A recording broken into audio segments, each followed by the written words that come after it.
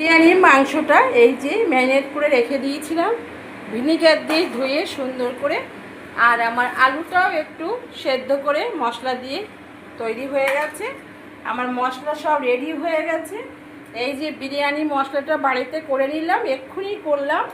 আর এই দেব মাংস রান্না করার জন্য তেজপাতা, গরম মশলা 3 রকমের, আর লঙ্কা, শুকনো লঙ্কা দিয়ে ভালো করে এটাকে একটু ভেজে নেব বন্ধুরা।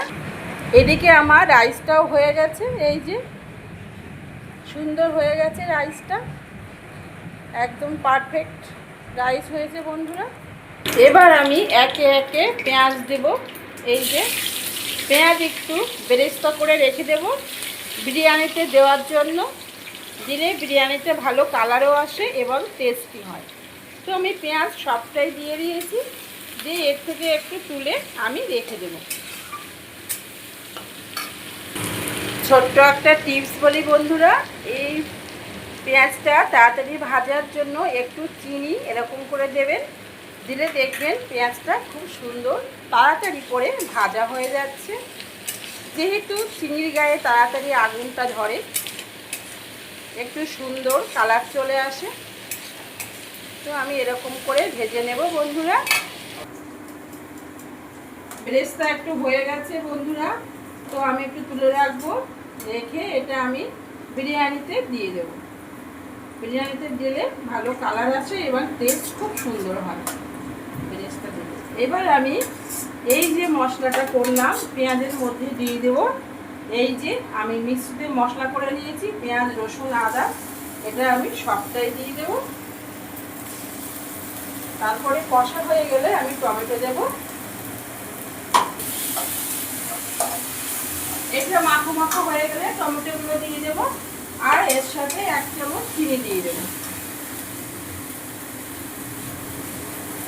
এই যে আজকে বলে বলে একটু চিনি আনাতে পেরেছি, মাঝে মধ্যে না হলেই নয়, আনতেই চাই না।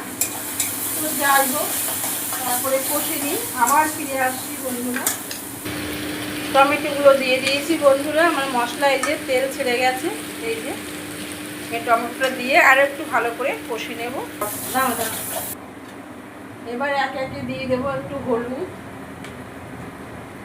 একটু লবণ, মাংসে দেওয়া আছে লবণ হলুদ, আর দেবো একটু কাশ্মীরি লঙ্কার গুঁড়ো দেবো, আর দেবো একটু গুঁড়ো লঙ্কার গুঁড়ো, পোস্ট করছে না ওই জন্য গুঁড়ো লঙ্কার গুঁড়ো, জিরের গুঁড়ো, ধনের গুঁড়ো মিক্স করা আছে, মশলা দিচ্ছে সেটা একটু দিয়ে দিলাম। বেশি বেশি মশলা দিয়ে আমি এবার ভালো করে একটু ঘেঁটে দেব, মশলা খান একটু ভালো করে মিশিয়ে নেব।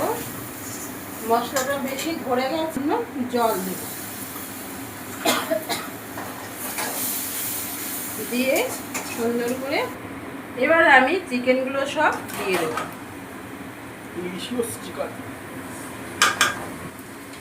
এবার একটু উল্টে পাল্টে ভালো করে নাড়িয়ে নেব।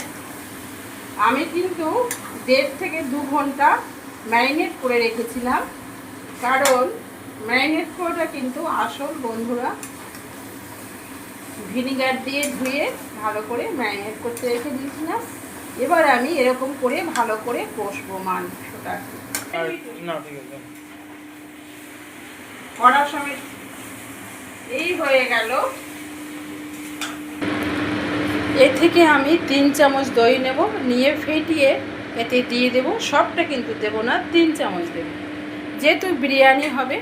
বিরিয়ানিতে 3 চামচ দই দিয়ে দিয়েছি বন্ধুরা, কারণ বিরিয়ানিতে একটু কেওড়া জল দিতে হয়, তাহলে টক টক হলে ভালো লাগে, দইটা থাকলে আরও সুন্দর টেস্ট হবে। তো দেখুন বন্ধুরা, আমার চিকেনের কালারটা কি সুন্দর হয়ে গেছে, কষা কষা। এবার আমি হালকা একটু জল দেব, দিয়ে এটাকে একটু বয়েল করতে রেখে দেব। মাংসটা অনেক হয়ে গেছে, আমি ঠিক নাড়তে পারছি না।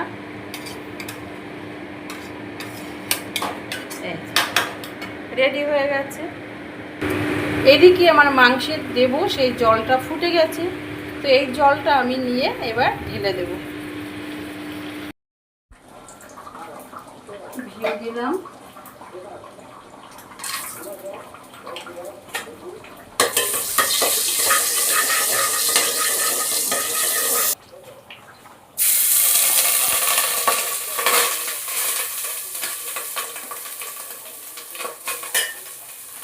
দুধ দিয়ে জাফরান দিয়ে দিয়ে রেখেছিলাম, এটা দিলাম। পরে তো কথা লাগাবে। আবার এর উপরে আমি দিয়ে দিলাম রাইস, একটু অল্প করে দিলাম।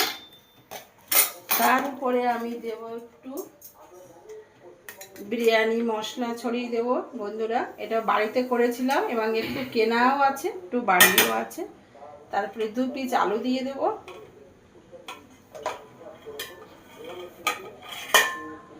একটু বেরেস্তা দিয়ে দেব,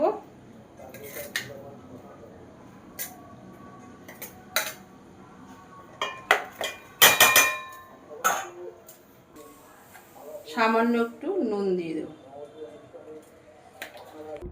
এবার আমি এর মধ্যে চিকেনগুলো বসিয়ে দেব। এই যে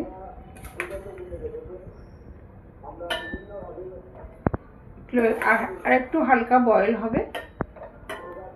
এই যে উপর দিয়ে একটু কাই ছড়িয়ে দেব,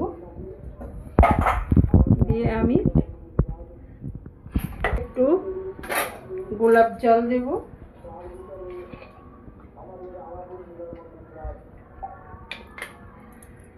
একটু দুধ দিয়ে দেব,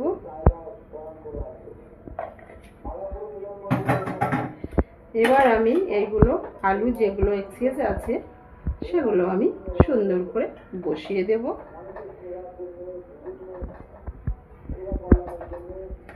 একটু বেরেস্তা ছড়িয়ে দেব আর বিরিয়ানি মশলাটা একটু ছড়িয়ে দেব।